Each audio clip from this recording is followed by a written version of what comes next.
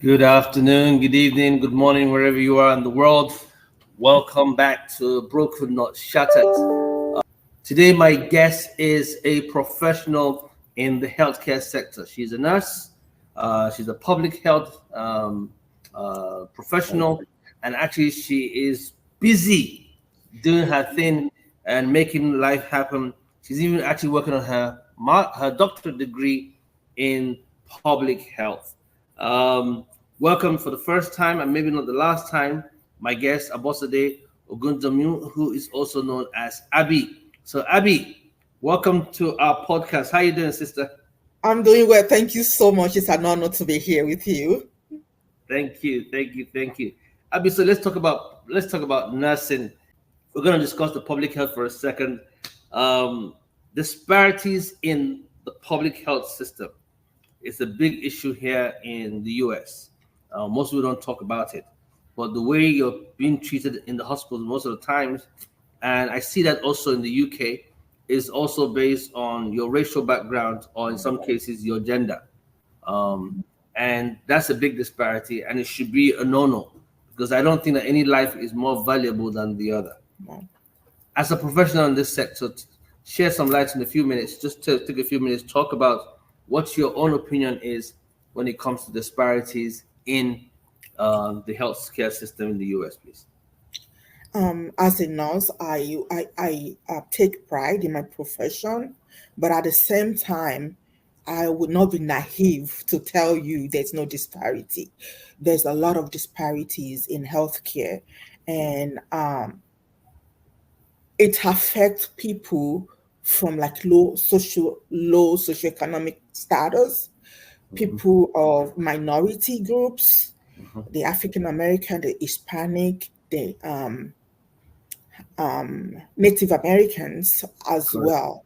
So there's a lot of disparities in the care they receive, the amount of time it takes for them to be able to see an healthcare provider. And some of this causes these people to actually result in death. Right. And some of them also result in a long-term chronic disease that is not managed. A simple thing becomes a very big thing, Mm. So it's something that needs a lot of attention, focus from different areas, and not just healthcare. I think everybody needs to be talking about it because it affects the whole healthcare system. Yeah, like you said, a small thing can easily become a big thing. I Okay. like that word. We're gonna stay there for a second. Can you take your time and share your story with our guests? So, about 3 years ago, I was just an ordinary person living my life with my family. Never would I ever imagine that I'll find myself in a situation where I'm going to be wheelchair dependent. So, I, of course, do have a back problem, and I needed surgery. So, I went in for surgery. And anyway, I had a rare complication. So it's called epidural hematoma.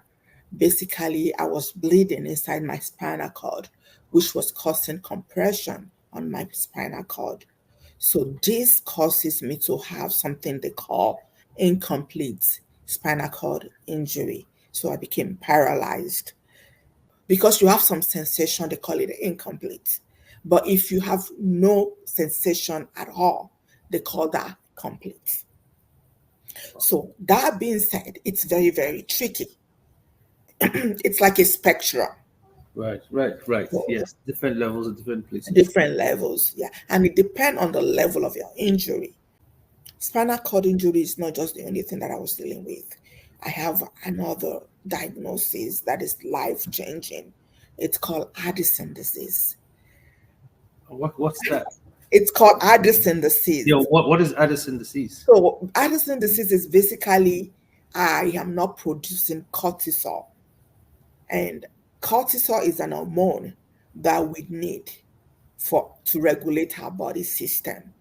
It regulates your blood sugar, your blood pressure. It's like your flight and fight hormone. Okay. Yes. So I do not produce that.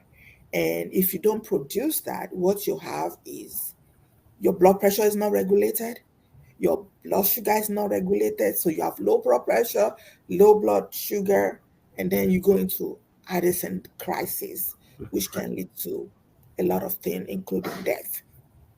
And for me, I was lucky they found I was in the hospital when I was diagnosed. So they found me unconscious. So they were able to do all those stuff and were able to diagnose me, and I was able to get treatment that I need. So basically, I have to live on steroid for the rest of my life. Oh wow. So, and if I have to do anything extra, like if I have like an infection or I have to do Right. anything Right. Yes. physically like challenging, I have to like take more steroid. And I have to train my kids on how to care for me if they find me unconscious. I have Mhm. an I have an emergency steroid injection that they have to inject me before they call 911. Also, I am a cancer survivor at the same time. Wow. So, so everything was happening at the same time for me. But why those things were going on, I have to tell you, one thing that kept me going is my faith. Wow. I held onto hope.